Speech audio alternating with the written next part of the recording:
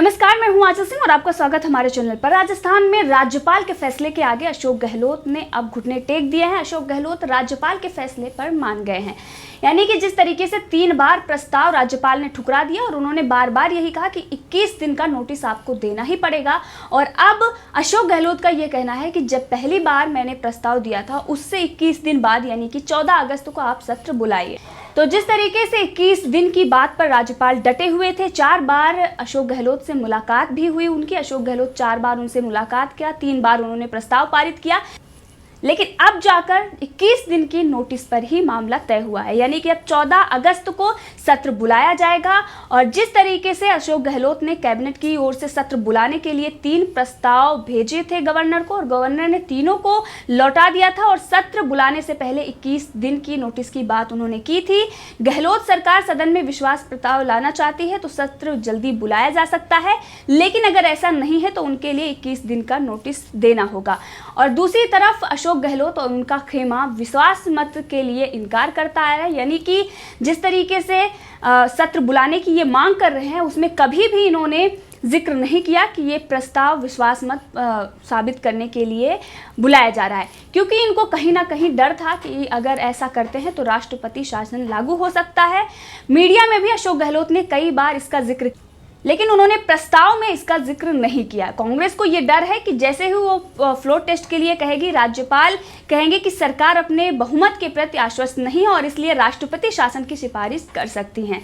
कांग्रेस के ही एक अधिकारी ने बताया है कि राजस्थान सरकार की तरफ से राज्यपाल को दिए गए पत्रों में कुछ बिंदु हैं जो हमें उन पंक्तियों पर सोचने के लिए मजबूर करती हैं। साथ ही उन्होंने ये बताया कि बीजेपी ने भी फ्लोर टेस्ट की मांग की है। तो कोरोना वायरस के लिए जिस तरीके से कोविड-19 महामारी फैली हुई है उस पर सत्र इन्होंने बुलाने की बात कही थी इससे पहले भी, और वहीं पर राज्यपाल ने भी ये साफ किया कि अभी तक सरकार की तरफ से ये साफ नहीं किया गया है कि विधानसभा सत्र किस लिए बुलाया गया है। तो राजस्थान में जिस तरीके से सियासी संग्राम चल रहा है और उसमें अब अशोक गहलोत की मुश्किलें धीरे धीरे बढ़ रही हैं, उनके पास कोई भी रास्ता नहीं बचा था। सचिन पायलट के बसपा प्रमुख मायावती ने भी मोर्चा खोल दिया था। बीजेपी किस तरीके से, बीजेपी के जो विधायक हैं वो उनके खिलाफ हाईकोर्ट पहुंच ही चुके थे। एक बार उनकी जो याचिका थी वो खारिज कर दी गई, दूसरी बार भी उन्होंने याचिका दायर की। तो इससे ये देखा जा सकता है जो बदलाव के साथ बीजेपी गई और वहीं पर बसपा का भी उसको साथ है। 6 विधायक जो इनके खेमे में थे वो भी निकल रहे हैं, क्योंकि व्हिप जारी कर दिया गया है बसपा की तरफ से उनके खिलाफ वोट करने के लिए।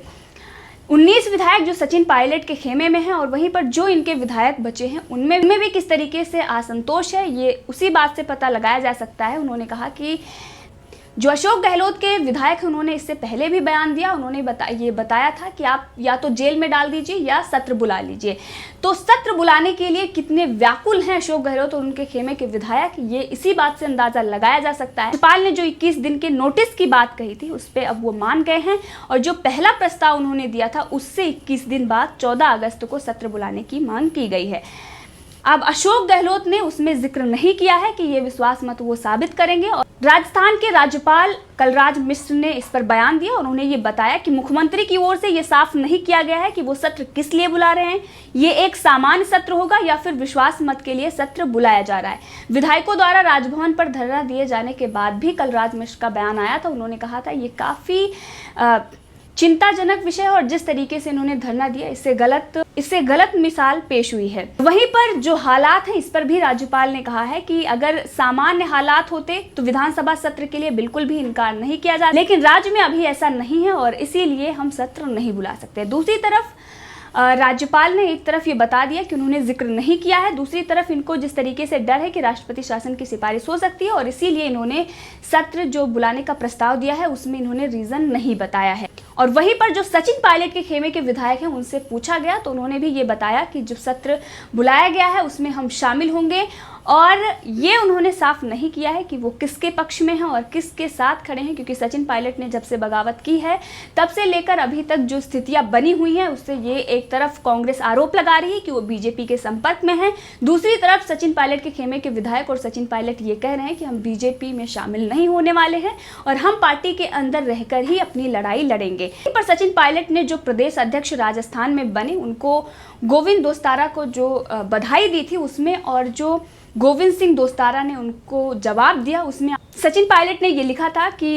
गोविंद दोस्तारा हैं, उनको राजस्थान प्रदेश कांग्रेस कमेटी के अध्यक्ष पदभार ग्रहण करने पर बधाई। मुझे उम्मीद है कि आप बिना किसी दबाव या पक्षपात के उन कार्यकर्ताओं जिनकी मेहनत से सरकार बनी है उनका पूरा मान सम्मान रखेंगे। तो उनका जो ट्वीट आया है उसमें भी आप देख सकते हैं। और उसके बाद गोविंद सिंह दोस्तारा का जो ट्वीट आया उसमें और इसमें बहुत ज़्यादा अंतर नहीं है, लेकिन जिस तरीके से दोनों ने एक दूसरे पर तंज कसा है, कुछ शब्दों का ही फेर है। गोविंद सिंह दोस्तारा ने कहा कि बहुत बहुत धन्यवाद सचिन जी, मुझे भी उम्मीद है कि आप भाजपा और खट्टर सरकार की मेहमानबाजी छोड़कर उन सभी कांग्रेसी कार्यकर्ताओं जिनकी मेहनत से सरकार बनी है उनके मान सम्मान को बरकरार रखने के लिए जयपुर आकर कांग्रेस सरकार के साथ खड़े होंगे। सचिन पायलट ने इससे पहले किया था, उन्होंने कहा था उन कार्यकर्ताओं की मेहनत जिनसे सरकार बनी है, यानी कि सचिन पायलट ने जिस तरीके से मेहनत की और उन्हें उसमें अपना जिक्र भी किया बिना नाम लिए, और जो उनके खेमे के विधायक हैं जिन्होंने जमीनी स्तर पर काम किया। और उसके बाद अशोक गहलोत से जब जनता का हक और विकास के लिए कहा तो अशोक गहलोत ने उस पर कोई ध्यान नहीं दिया। यहाँ तक कि पानी के लिए कई परियोजनाओं की भी बात की गई, लेकिन उस पर भी अशोक गहलोत ने कोई रिएक्शन नहीं दिया। तमाम तरीके के भ्रष्टाचार राजस्थान में है और जिस तरीके से ईडी अपना काम कर रही है, और इस पर भी कई गंभीर आरोप भी इन्होंने लगाए कि वो इसलिए केंद्र सरकार के इशारे पर काम कर रही है। सचिन पायलट के खेमे के विधायकों ने इसीलिए बगावत की थी, और अब वो जिस तरीके से अशोक गहलोत ये आरोप लगा रहे थे और सचिन पायलट के खेमे के जो विधायक ये कह रहे थे हम किसी के भी दबाव में नहीं हैं और स्वतंत्र रूप से यहाँ पर बैठे हुए हैं और भ्रष्टाचार के खिलाफ हम लड़ाई लड़ रहे हैं। तो सचिन पायलट ने उन कार्यकर्ताओं की बात कही, लेकिन जो गोविंद सिंह दोस्तारा ने बात कही, उन्होंने कहा कि सभी कांग्रेसी कार्यकर्ताओं का उन्होंने जिक्र किया। तो इससे उन्होंने दिखाई दिया वहाँ पर कि सबकी मेहनत है, और ये साबित करने की कोशिश उन्होंने की, यानी कि अशोक गहलोत की मेहनत भी है। जिस तरीके से आपने बगावत की और ये आप ये कह रहे हैं कि मैंने मेहनत की है, तो उसमें सबकी है। लेकिन जिस तरीके से राजस्थान में अगर बात करें तो सचिन पायलट ने ही जमीनी स्तर पर काम किया था और उसके बाद उसका ही परिणाम मिला था जो अशोक गहलोत को मुख्यमंत्री बना दिया गया है। राजस्थान में बसपा प्रमुख मायावती जो हाईकोर्ट गई थी 6 विधायकों को लेकर, उसकी भी आज सुनवाई होनी है और 14 अगस्त को सत्र बुलाया जाएगा। और तब तक सभी विधायक जो अशोक गहलोत के खेमे के विधायक हैं वो होटल में ही रहेंगे। और जिस तरीके से उन्होंने बाड़ेबंदी कर रखी है, क्योंकि उनको इस बात का डर है कि उनके विधायक टूट सकते हैं, और अब अशोक गहलोत के लिए कोई चारा बचा नहीं है। कांग्रेस के हाथ से भी एक बड़ा राज्य निकल रहा है और इसीलिए बौखलाहट भी उनकी जाहिर सी बात है कि प्रियंका गांधी वाड्रा से लेकर सोनिया गांधी की बौखलाहट सामने आएगी, चाहे वो अहमद पटेल हो या सुरजेवाला हो, पी चिदम्बरम हो, तमाम इनके नेता हैं। इस पर उन्होंने टिप्पणी भी की, तमाम तरह की बयानबाजी की, केंद्र सरकार को दोषी ठहराया। लेकिन इनकी जो गलत नीतियां हैं, कुनीतियां, और जिस तरीके से उन्होंने लोकतंत्र की हत्या की है, उसी का परिणाम है, चाहे वो बसपा प्रमुख मायावती का हाईकोर्ट जाना हो या सचिन पायलट का बगावत करना या अशोक गहलोत के जो और विधायक हैं जो उनसे टूट रहे हैं इसी वजह से, क्योंकि अशोक गहलोत एक तरीके से राजस्थान में बिना काम किए और सत्ता का सुख भोगना चाहते हैं। क्योंकि जो विधायक थे जिन्होंने मांग की थी कि राज्य में काम करना चाहिए, जो परियोजनाएं हैं उसको लागू करनी चाहिए, उस पर काम करना चाहिए, लेकिन अशोक गहलोत बने रहना चाहते हैं और काम नहीं करना चाहते। सिर्फ और सिर्फ जिस तरीके से कांग्रेस की राजनीति रही है, झूठ बोलकर और तमाम तरीके के प्रोपेगेंडे फैलाकर, वैसे ही उन्होंने किया। दूसरी तरफ उन्होंने सचिन पायलट पर गंभीर आरोप भी लगाए, और सचिन पायलट और जो गोविंद सिंह दोस्तारा हैं, एक प्रदेश अध्यक्ष हैं और एक पूर्व प्रदेश अध्यक्ष हैं, दोनों के बीच में जो ये टकरार है वो देखी जा सकती है। दूसरी तरफ ये भी कयास लगाए जा रहे थे कि प्रियंका गांधी वाड्रा से सचिन पायलट की बातचीत हो रही है और वो वापसी कर सकते हैं। सत्र बुलाए जाने पर जो सचिन पायलट के खेमे के विधायक, उन्होंने कहा कि हम आएंगे, लेकिन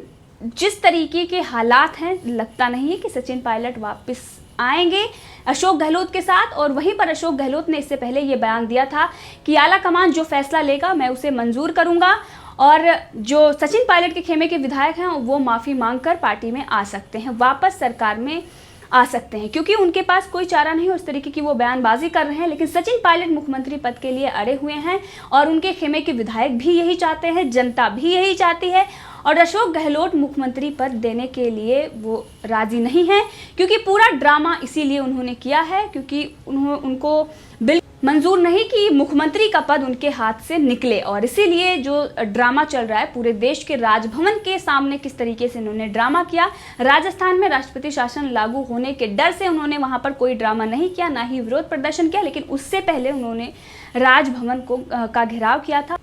वहां पर तंबू भी गाड़े थे। और कांग्रेस इससे पहले ये दावा करती आ रही है कि 200 सदस्यीय विधानसभा में 109 विधायक अशोक गहलोत का सरकार का समर्थन कर रहे हैं। कांग्रेस नेता अजय माकन ने भी इस पर कहा था, उन्होंने कहा था हम बहुत आश्वस्त हैं और कम से कम 15-20 विधायकों के अंतर के साथ बहुमत प्राप्त। और पूर्व उप मुख्यमंत्री सचिन पायलट और 18 अन्य विधायक द्वारा मुख्यमंत्री अशोक गहलोत के खिलाफ बगावत के बाद राजनीतिक संकट से निपटने के लिए माकन और रणदीप सुरजेवाला को इसी महीने जयपुर के प्रतिनियुक्त किया गया था। यानी सुरजेवाला और अजय माकन ने जिस तरीके से मनाने की कोशिश की थी, उसके बाद भी उनका जादू फेल हो गया था। अशोक गहलोत कितनी भी कोशिश कर लें, लेकिन उनकी सत्ता नहीं बच सकती है, क्योंकि वो ये नहीं चाहते कि सचिन पायलट को मुख्यमंत्री बना। दूसरी तरफ सचिन पायलट को मुख्यमंत्री पद से कम का कुछ भी मंजूर नहीं है और इसीलिए राजस्थान में ये ड्रामा चल रहा है। वैसे ये सियासी ड्रामा बहुत ही लंबा खिंच गया, क्योंकि जिस तरीके से अशोक गहलोत और ये कोरोना काल में सत्र बुलाए जाने को लेकर 3 बार प्रस्ताव हो या 4 बार राज्यपाल से मुलाकात हो, या सचिन पायलट का हरियाणा में बैठकर यहाँ से ही